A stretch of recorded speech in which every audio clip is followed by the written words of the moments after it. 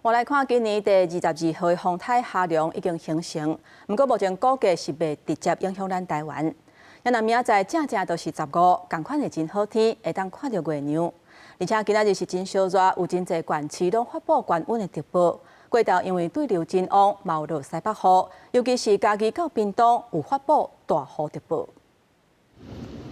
出大日头，只外线真度形成，天灯红灯的是不少人落去树骹，也是野火线、野日头。为着和平众天灯红灯的时免受航马曝日之苦，北市府规划伫信义区5个路口设置野日设施，并每年设置完成。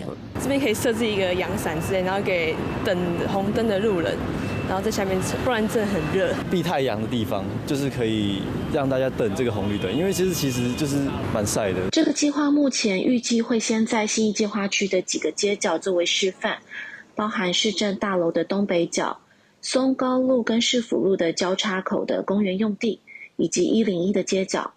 时程的部分，目前力拼在明年完成设置。中秋连假拢是好天气，气象署发布高温特报，针对湘北、台中市、台南市发布柑仔色警报，有连续出现36度高温的记录。桃园市、彰化县、云林县、嘉义市、嘉义县、屏东县是黄色灯号。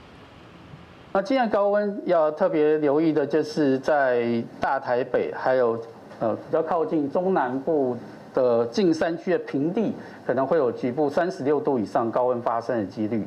西北太平洋目前有2个风台发展中，分别是梅德5甲透早新形成的下凉。气象署表示，梅德5会定着中国雷州半岛一带对台湾无直接影响。下凉的路线是由于有变数，特别敢是转向的关键期。另外，中秋节天气真稳定，暗时欣赏到光光的月亮的几率是真悬。公视新闻采访报道。